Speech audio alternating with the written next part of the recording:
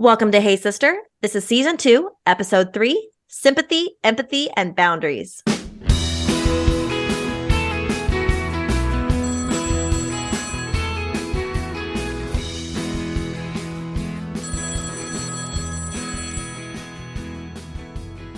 Hey sister.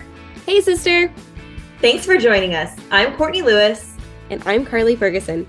Welcome to our Sisterly Phone Call Inspired podcast. Hop on our calls each week as we interview qualified guest experts and discuss the meaningful and sometimes mundane aspects of our lives. We're so excited to connect with you, sister. Let's get talking.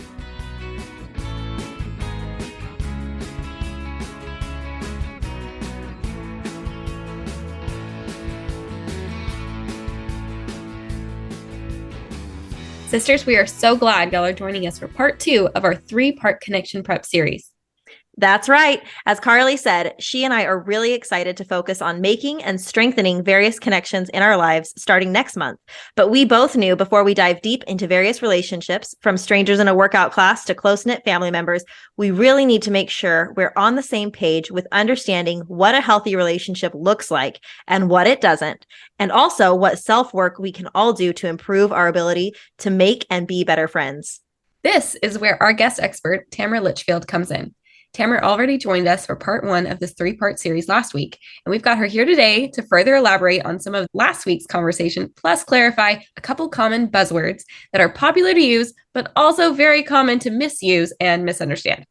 Words like sympathy, empathy, codependency, and boundaries. We're going to cover it all. Well, not all of it, because we need to save some room for part 3, but thanks for joining us, sisters. We're so glad you're here. And Tamara, welcome back to Hey Sister. Thank you. It's good to be here. Tamara, for our sisters, could you give a little recap as to who you are and your credentials and a little bit about what you talked about in part 1? Sure. I'm Tamara Lichfield. I live in El Dorado Hills, California. I'm a mom. I'm a wife. I have 3 kids. My oldest is 18. My youngest is 6. And I have a son that's 16 also. I'm a flutist. And I have a degree in music performance. I also like to volunteer at my local school and help with the flutes and band. But I'm also a life coach with Becoming Shatterproof, LLC. I specialize in guiding my clients through emotional trauma and teaching my clients healthy emotional skills to navigate relationships of all kinds. I have certifications as a certified trauma support specialist.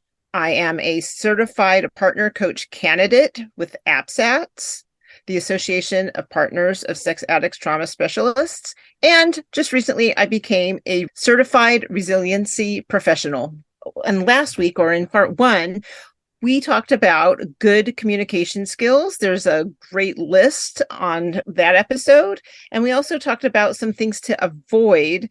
And I'll just name those: criticism, defensiveness, contempt, and stonewalling. Yes, I loved when we talked about the things to avoid because, obviously I loved all the things to do, but sometimes it's easier to recognize in your own life the traits to avoid because you hear them and you think, oh, I do that. So I really loved that you just relisted the characteristics to avoid because I felt like that was a huge aha moment for me last week. So I'm glad you touched on that again. And we are so glad to have you here with us again today. So let's just dive right in. As the title said, sympathy, empathy were the first 2 words. Could you talk to us a little bit about those 2 terms and if there's a difference between them? And if so, what is it? Sure, no problem. I think that these 2 words can be used sometimes interchangeably, but they have slightly different meanings, and those nuances can really make a difference when we are attempting to make connections. And so sympathy, it comes from the Greek sym, S-Y-M, meaning together, and then also pathos, referring to feelings or emotion. And it's used when one person shares the feelings of another. An example, for instance, is when one experiences sadness when someone close is experiencing grief or loss. It is a feeling of sincere concern for someone who is experiencing something difficult or painful. When you add compassion to that, it involves a bit of even wanting to be a fixer to alleviate the pain. And most of the times in healthy connection and healthy emotional behaviors, you want to avoid being that fixer. So this is where empathy comes in. Empathy is also related to pathos. With empathy, you can imagine or understand how someone might feel without necessarily having those feelings yourself. But you can think of a time when you had an experience where you felt something very similar. So empathy involves sharing in the person's emotional experience and sitting with someone in their pain. Empathy is a choice to be present and mindful. It helps the grieving person feel the comfort and the presence of someone who's safe. This courageous act helps the person experiencing the pain feel fully known, and this helps them integrate the experience into their story and their reality. This integration is key for healing as well as connection. In my opinion, empathy is the goal. It is empowering to the person experiencing the pain to find their own path forward and to find their healing or be guided to it. When someone steps in with sympathy, it can actually hinder that experience and diminish the opportunity for the grieving person's own personal growth. So sympathy and compassion are a good start. I'm not trying to throw them under the bus, but empathy is the goal here.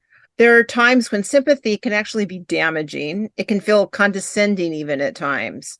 Something to remember is that empathy usually doesn't begin with at least.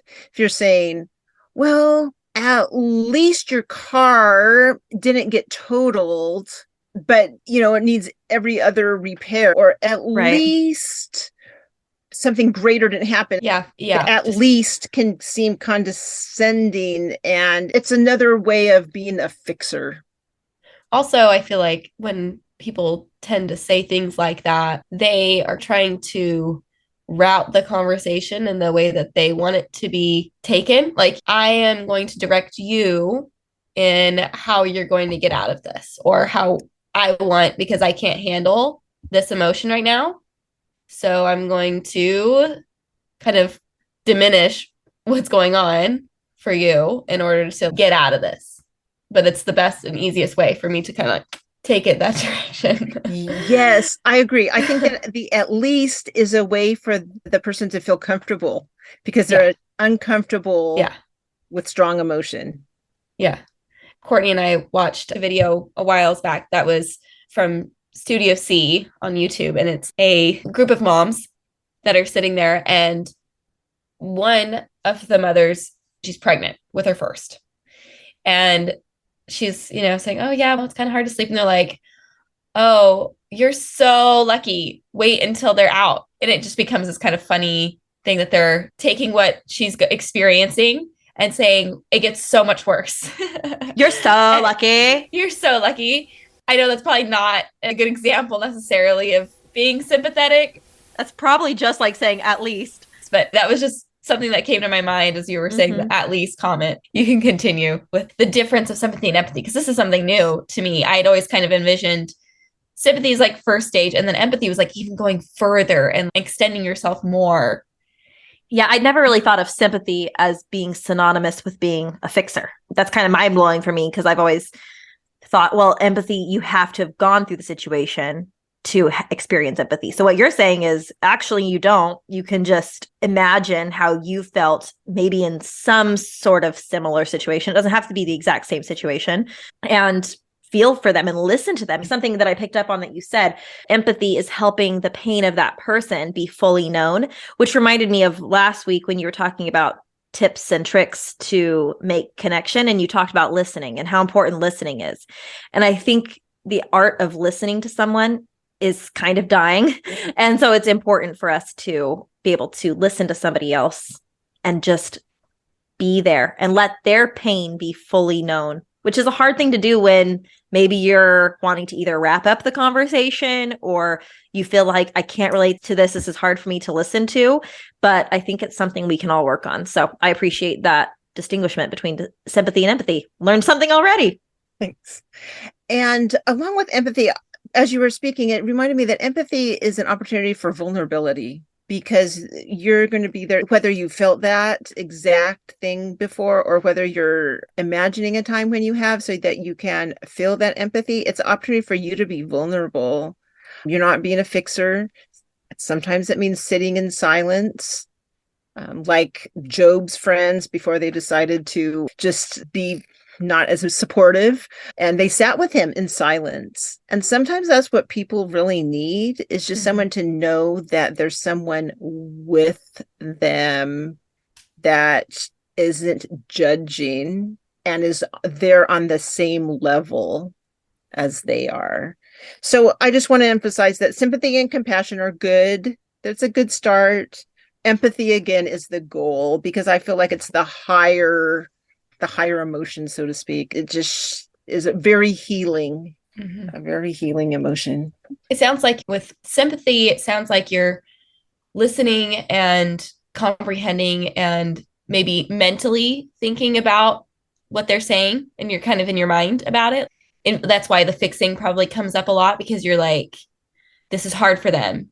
This is a problem. We need to work through this, which is like caring for somebody. That's not to say that that's like wrong, but it is like maybe in that listening or how you're engaging with them and empathizing, you're still like isolating your experience from their experience. Like, it's not to say that they're the same, and you're recognizing that, but you're drawing from the experience something real to listen from the heart and just allow them, because you might remember from that time the feeling that they're going through and how it would have been so good to have somebody listen to you at that point. This is a quick story. Recently, I have a friend who has a newborn baby and a couple older kids that are still like toddler ages, and I can empathize with just like that situation. We were talking after preschool pickup, and she was saying how the day before, one of her boys, when they went out in the front to paint their rocks, had gone across the street and come back, and a neighbor who she had never met before knocked on her door, opened it, and she was like, hi, kind of in a nice to meet you way. And the woman was very curt and saying, I saw your son go across the street. If this happens again, then I'm going to call the cops. And just took it really far, really fast. And this mom is like telling a group of us there, and we all just like, oh gosh, we don't have to say, no, you're a good mom. We just have to like feel for her in that moment, because when you have a newborn baby and the hormones are crazy and you're already worrying enough about what's going on, and then to somebody showing up and saying they're going to call the cops on you, not helpful. And so as a group, to be able to be there with her for that, just to hear her story and be like, oh, it's a really good thing, and a really good thing for all of us, because we can all reflect back on times like that and how we would have responded for that, and then move on from there. And some things that you said, part of being very empathetic is to listen with mindfulness. And part of mindfulness is being aware of the person and what they are experiencing, as well as listening to them without judgment and listening to them with curiosity, which we talked about in part 1, I believe, with curiosity questions. And so all of these things overlap, all of these skills, healthy emotional behavior, it all overlaps. Tamara, I have a question for you about this with empathy. So you're saying if you can draw on a past experience that you can possibly relate to the emotion they're having, that's a good way to feel empathy. How do you go about knowing whether or not to share that experience with the person when obviously they're sharing an experience with you? So you want to be listening, but you also, like you said, this is a vulnerability check too, because you want to maybe be vulnerable with this person, but you don't want to be seen as the person who's like, well, let me one up your story with my situation. So how do you kind of find that balance, or is it just different for every situation? Okay, so first I would say use your intuition, feel it out. And then one way to do that is, if you feel it's appropriate, what you want to do is you want to ask a question. Are you comfortable with me sharing something that I went through that feels similar? And if they say no, respect it. I've never done that before. I like this advice. That's maybe something I should think about doing. Are you in a place where you can hold space for me to share? Or if they're not, you just respect that and move on. and just hold that. And then maybe there will be a time when you can share that when the person has gotten to a little bit healthier of a spot. You can share, well, you remember when I was feeling this, and this is why I could have so much empathy for you, and then go on from there. Very good points. So now that we've talked a little bit about sympathy and empathy, could you go on to another term that is something that I feel like I've heard in a lot of self-help podcasts and self-help books? Could you talk a little bit about this term codependency? Yes, we've heard a lot. So there's codependency, and usually along with codependency, there can be the term enmeshment too. And so enmeshment is where personal boundaries are permeable, which means they're fluid. They can be penetrated. You don't hold hard boundaries, and they're all over the place, and they're unclear. So there can also be a power dynamic in this, where one person is controlling and the other one is inferior or feels inferior. And then that person is trying to be a people pleaser and is trying to please the controlling partner in that relationship, whoever that is. So codependency tends to describe this kind of relationship where one person is trying to rescue or enable, and then the other person is going to act out in some way. It can be through emotional or physical behaviors or substance abuse. And enmeshment generally describes the behaviors, communication styles, and actions taken within a codependent friendship or relationship. And that was from mindbodygreen.com. I just got that information from there. But I also learned, and I know this and I see this, that there are 4 main areas of codependency to be aware of. The first one is self-sacrifice. The second one is a tendency to focus on others' needs. The third one is a need for control, which may fuel conflict. And the fourth one is difficulty recognizing and expressing emotions. Those 4 things are going to be found here in these symptoms of codependency or behaviors of codependency that I can list here.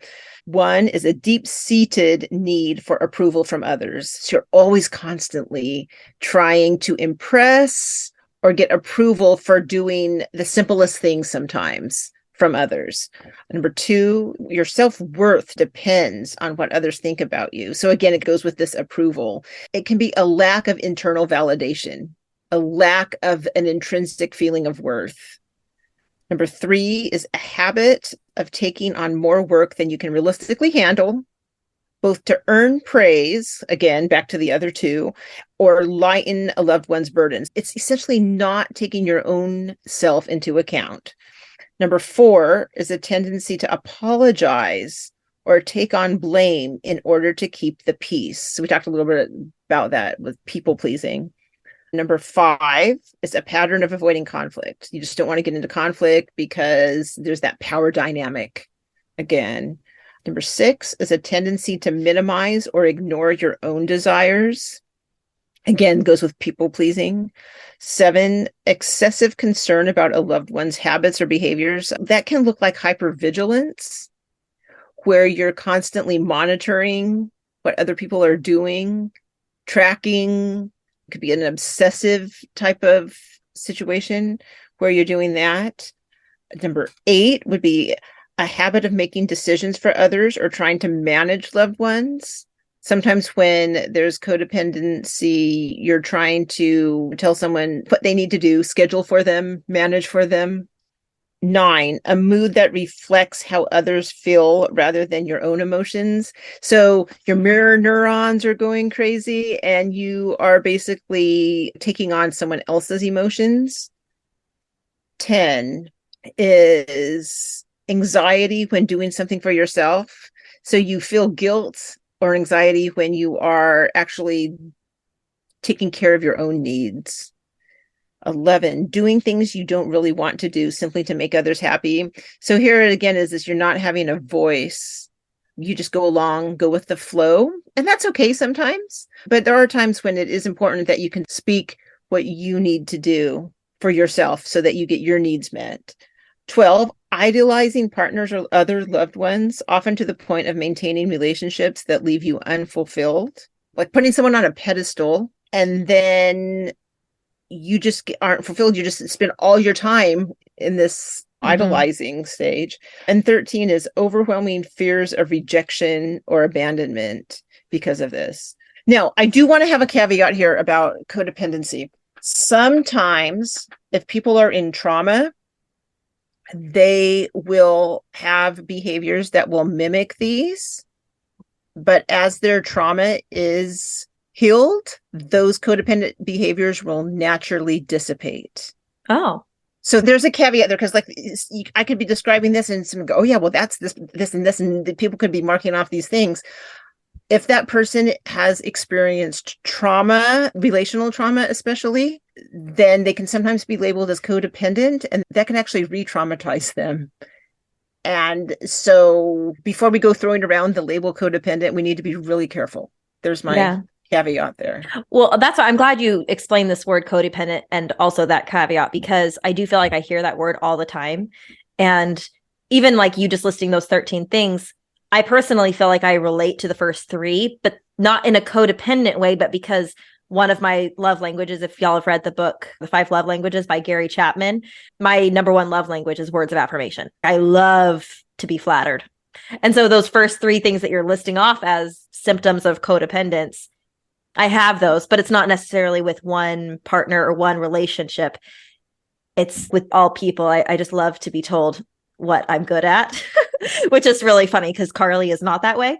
So it's a lot of fun when we're together and I try and compliment her and she's like, stop. I hate it. She does hate it. But anyways, I think it was number 7 or 8 when you're saying feelings of guilt for doing something for yourself. I know there's a lot of women who can relate to that, where there's that sense of, I'm a mom, I can't take any time for myself. So I'm glad you gave that caveat that people who are in trauma, don't label them as codependent. Those things may be in the process of being resolved over time. And then I'm hoping that you would add, Tamara, that just because you relate to a few of those symptoms doesn't mean that you're a codependent person. Is that true? That's what I was going to say. Okay, good. You took the words right out of my mouth. And I was also going to say we have to be careful not to pathologize other people if we notice those things, because we don't always know the backstory. Good to know. Okay, do you have anything else to add?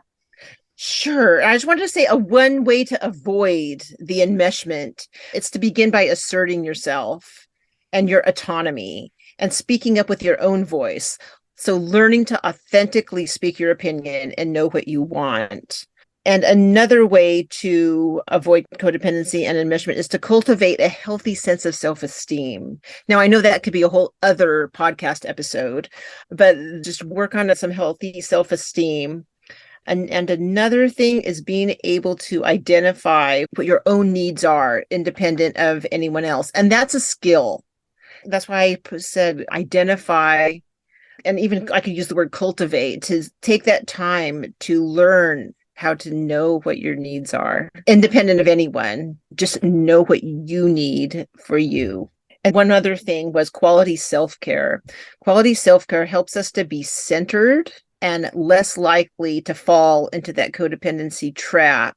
Because when we have enough self-care and we're getting our needs met, again, that needs word, if we're getting our needs met, then we can feel confident within ourselves.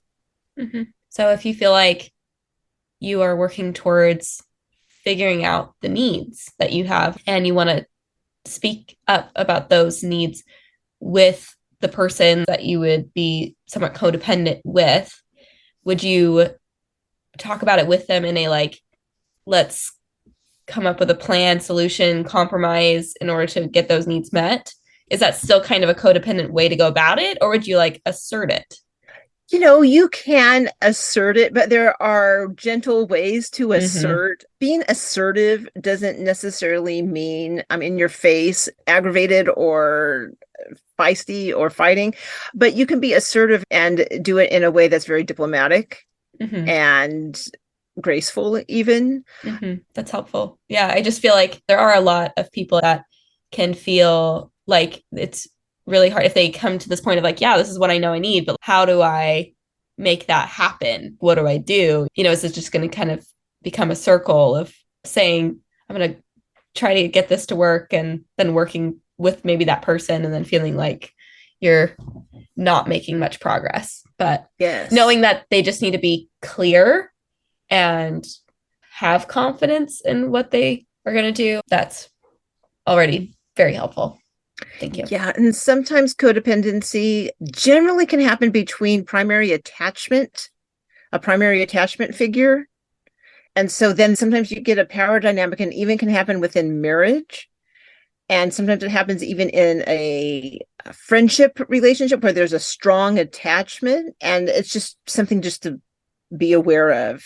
And a lot of times when there's the person that feels like maybe less than, and they begin to assert their autonomy, they can get some pushback from the other figure in the relationship because of that. But it will become healthier if that person is willing to stick around and be there. And if not, then that's where our next topic, I think, comes in. Boundaries. Is that what we're going to? Yay, I'm excited. So can I also ask, so on that dynamic, so if there's another person that, say, the more controlling one, I don't know if it ever can go back and forth where they can both be that to each other. But if the one in control, is that most often the case because they had that experience growing up, or like it's something that they didn't learn themselves how to do? Both. So it's not to say that they are, maybe sometimes they are intentionally making this dynamic, but a lot of times it's not as intentional as talking about it this way makes it sound like they're the villain just because they chose that way, but maybe they just never learned. Well, I'm glad you brought this up, because I think most people, their intent is not to harm. It's probably because of behavior that was modeled in childhood, or it's because there's things behind the scenes that are creating that dynamic. Mm-hmm. So I honestly believe that most people have good intent. Most people, they intend to do no harm. Yeah. And I think a lot of the things come in defense mechanisms, right? Like how they respond to fear, and like how they then use that to either gain control or be dismissive, and goes on from there. Right on. Well, and I think all of those things lead straight into talking about boundaries, because if somebody treats you that way, yes, they may have reasons for it. They might be a defense mechanism, but at the same time, your feelings are and may be hurt by somebody else's actions. You've always heard growing up, like, be the bigger person, have thick skin. Like, we don't want to let things bother us. But at the same time, words and actions do have a lot of power and can affect us. So, Tamara, could you talk a little bit about boundaries now and how boundaries play into all of this? Absolutely. In emotional resilience, boundaries are a border or a limit you set between yourself and another's behavior. So when a boundary is crossed, you determine what you will do to get to an emotionally healthy place, physically, emotionally, or both. Healthy boundaries are not walls. They don't shut people out. Boundaries are not an attempt to control another person. So the first step to setting boundaries is to define what your values are. What is it that you most want in connections with others? What is it that you don't want? What are the non-negotiables, and what are the requests you may have for whatever relationship it is? Examples of what you may value include, so it could be anything. I just chose a few to give examples. So it could be family, could be success, could be faith and spirituality, could be honesty, affection, friendship, compassion, finances, appreciation, integrity. All of those are values. And when I do value exercises with my clients, I usually give them a big list, and I have them choose 10. And then from those 10, then I have a series of questions I ask the client about that they fill out on a worksheet. And then that helps them determine what boundaries they're going to do. So, for instance, if your family is one of your highest values, you can choose to put a boundary around preparing a family dinner on specific days of the week at a specific time. Okay. And then you can communicate that expectation to your family. And if they do not show up for dinner at the specified time, you go ahead and you eat without them, because they know that there's the boundary. You set that up. Family is your priority. You said, I want to be able to have connections with family. And then you go ahead and, but this boundary, it's in line with your value of family. So regardless of whether they're there or not, you've done what you can by communicating the expectation.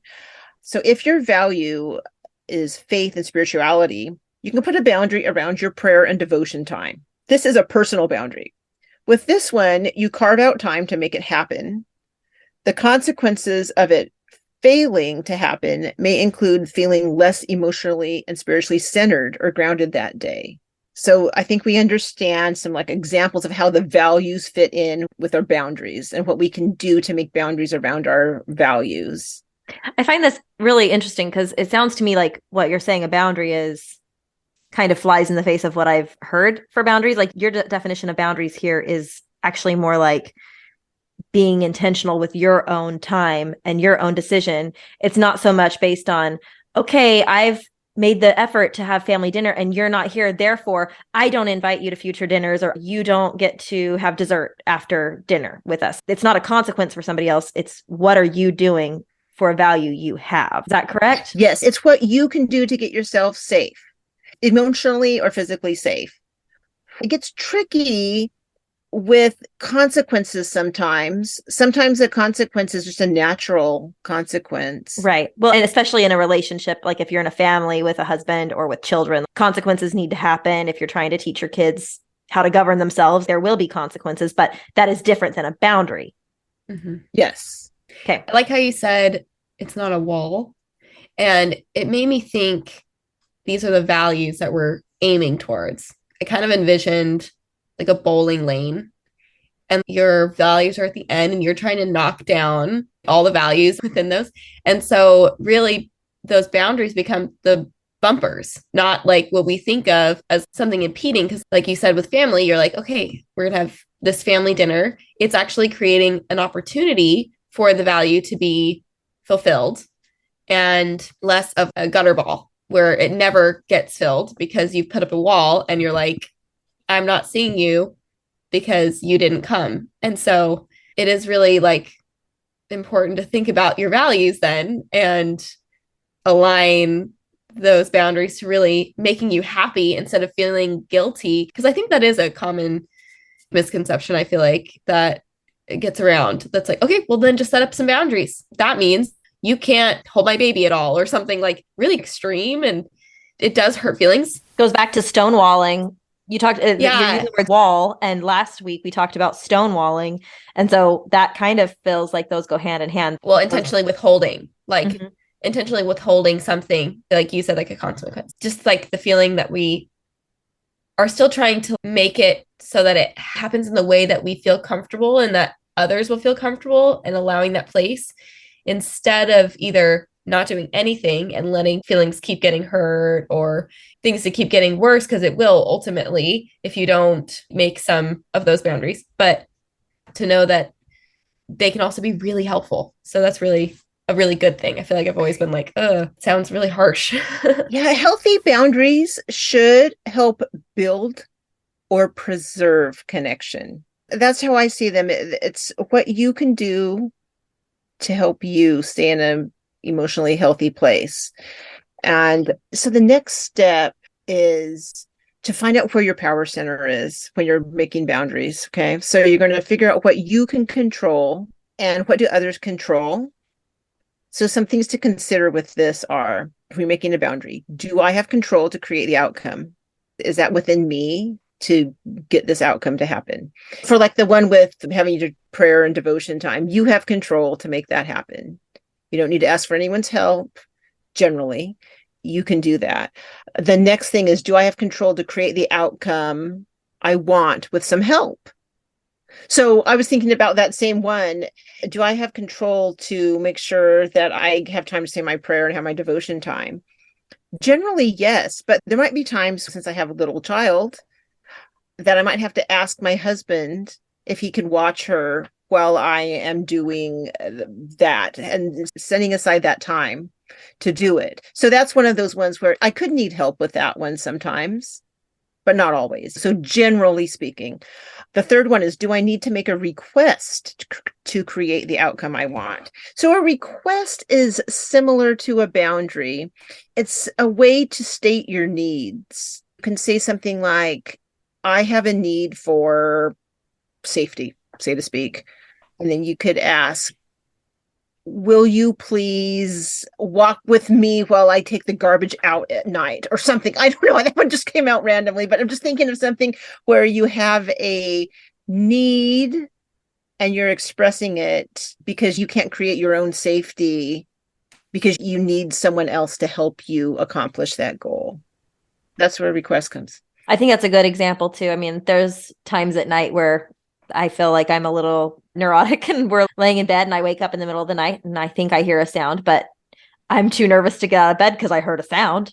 And so I'll wake my husband up and be like, I heard a sound. I need you to go check on it. I need to make that request. And to be honest, sometimes that request is met and sometimes it's met with go back to sleep. We're fine. The alarm system's on. Go back to sleep. So I think it depends on if he's in his REM cycle or not. But I think making those requests is good. And I know that's a silly example, but this can definitely apply bigger picture. As the three of us are talking, we're all aware here, like these are very serious terms. And typically these kind of conversations are for very serious matters within family. So none of us are probably going to get too nitty gritty about our own family relationships and the conversations that happen in the privacy of your own walls with your husband or with your kids. But just know that, sisters, as you're listening to this, we can empathize with you. And I know that this is probably some hard stuff to talk about. And I know there's probably lacking examples because we can't really get too specific in our own lives, and nor do we really want to share other people's dirt. But hopefully these terms are at least relatable so that you can see them in play in your own life. Absolutely. And there's one more. There's the fourth one. The fourth one is, do I have zero control over the outcome? So in this case, the boundary is surrendered. And I have something to say about that one in 1 second. But often, if you are feeling anger or resentment, it is an indication that a boundary has been crossed and a new boundary may need to be created. So that's an important point there. And then about that zero thing, the zero control. Also, sometimes boundaries cross when we may feel powerless to do anything. But one of the most important things to realize is that the choice to do nothing is exercising agency. When you're making that choice that you're not going to do anything at that moment, it's powerful. So one of my mantras is agency is our superpower. When agency is exercised righteously, we are powerful. We can have confidence that our choice to do nothing at that time is the best thing for us. And then the other part I wanted to mention is boundaries look different in different relationships. For instance, a parent and a minor child, those boundaries are going to look completely different than a boundary with a friend and also a boundary with a spouse. With a parent and a minor child, there's a power differential. But I also want to have this caveat. Keep in mind, respecting others is always important, especially little ones. We should never verbally abuse or shame anyone in the name of boundaries. Here's some examples of boundaries. And so the basic setup for a boundary is, if X occurs, then I will do Y. Telling someone you're going to end the call if they continue a certain behavior, there's a boundary. The consequence is, if they continue the behavior, you end the call. Saying no to a request that doesn't fit into your schedule. And it's not even necessary to give a reason. If it doesn't fit in your schedule, a no is a no, and that should be respected. Another one is, I will ask for respect, and then I will leave the room if I'm disrespected. So it's putting a boundary in place and from you to protect you, because you're protecting yourself from being disrespected, and that's emotional harm. So you're keeping yourself safe from that emotional harm there. And then another one could be, if my personal space is encroached upon, I will move away. And some of these, they might seem so simple, but they're boundaries. And boundaries can be more elaborate.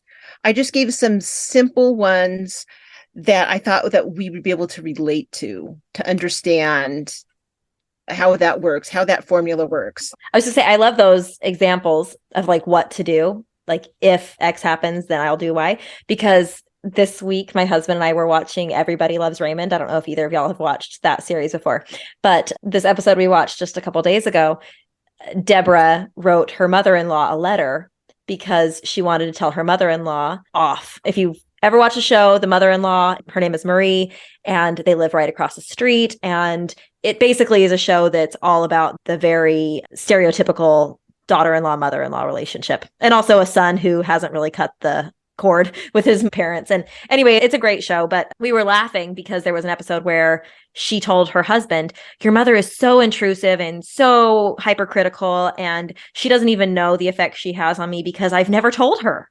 And so as you're talking about setting these boundaries and maybe sometimes verbalizing these things, I think that would have helped Deborah in advance to verbalize, because what ended up happening in this particular episode is she wrote a letter to her mother-in-law. She mailed the letter despite her husband's wishes. And the mother-in-law ends up getting the letter across the street. And she starts to read the letter. And then Deborah comes over just in time to be like, oh, did you get the letter? And she has regret for having sent the letter. And they hug and kiss and make up. But even watching the episode, it's a terrible resolution because they never get to the bottom of the problems, really. And so hearing you talk about setting boundaries, like if this happens, I will do Y, there was still no resolve there. It's a comical episode to watch, but believe it or not, daytime TV doesn't actually show a good solution for how to handle this problem, because it really is a true problem. But like hearing you say these reactions of, if this happens, then I'll do this. I think sometimes it's natural for us not to tell somebody else what our boundary is and then blow up at them and write this scathing nastygram when they don't deserve it, or they don't have any idea what they've done to deserve it. Because that's what happened in this situation. She writes her mother-in-law a letter, but she's never expressed her desires, her boundaries. But like when the mother-in-law just steps over and joins a Tupperware party that was intended for her friends, and then the mother-in-law joins and really puts a damper on the party, that makes her really mad. So she just needs to let her mother-in-law know all these characteristics she doesn't like about her. So I know I've received nasty grams before where I'm like, ooh, somebody just said some really hurtful things to me, and I had no idea that this was going on in their head. I didn't know. So how do you have these boundary conversations with other people? Do you just say it? I just want you to know that this is how I feel when this happens. And so I'm going to end this call, or I'm going, like, I don't know. How do you say that to somebody? Well, it depends on the relationship. There are some boundaries that don't necessarily need to be spoken, that you have, that you know internally when that's crossed, and then you go ahead and apply the consequence. There are some times when you do need to speak the boundary, especially when it comes to children. They need to understand the clear expectations. And it depends on the dynamic of the relationship. I don't have a clear answer on that one. Mm-hmm. It can be so nuanced, but there are times when boundaries should be spoken and other times when it might not be safe to speak it. Okay, that's good to know. I've heard you say a quote before, Tamara, about boundaries. So would you share that for us? Daniell Koepke said, I think so often what people misunderstand about boundaries is that the point of setting them is not to change other people's behavior or convince them to value different things. It's to advocate for yourself regardless of how they respond. Wonderful. I think that is a fantastic note for us to finish on today. We've had some great explanations as to terms that you've probably heard and maybe used or misused yourself, as I know I have. So as we've talked about sympathy, empathy, codependence, enmeshment, boundaries, lots of great terms that you can go back and check out. And so we're just so thankful to have had you again with us today, Tamara. Thank you. Thanks for having me. And sisters, as you know from season 1, we usually end our episodes with a doable call to action that we invite everyone to take part in. But for this 3-part series, we're opting not to give a specific call to action because we know each of you heard or realized something that was intended uniquely for you. My big aha moment was definitely the sympathy, empathy, and understanding how we can be better listeners and feel for our friends and family members that share things with us, and how that can be so constructive. Awesome. So sisters, take what you learned today and make that your call to action to really hone in on that and recognize that within yourself, and use whatever bit of information touched your heart or opened your eyes today. We cannot wait to conclude this 3-part series next week as we launch into Making Connections. In the meantime, remember to connect with us on Instagram or Facebook. Search for the Hey Sister podcast, and we'd love to connect with you there. Also, be sure to check out our show notes for any references shared today, including Tamara's Facebook page and any resources she referenced earlier, as well as a minute marker timeline if you want to jump back to a particular section of today's call. Tamara, could you actually tell our sisters what your Facebook page is? Yes, it's Becoming Shatterproof. Wonderful. Thank you. I know you shared that in part 1 of this series. But thank you again for joining us, Tamara. And sisters, thanks as always for joining us for our Straight Talk and Sisterly Call. We'll talk to y'all next week. Bye-bye. Bye-bye. Bye.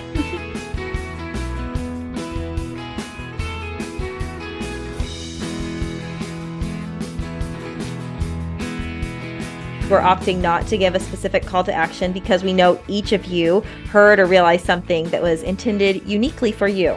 I know for me, my personal big aha was, let me think, what was my big aha today? Actually, mine was okay, Carley.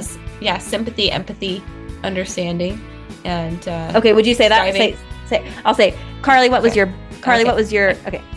Carley. My big. No, you just say Can I it. ask you? Okay, fine. Go.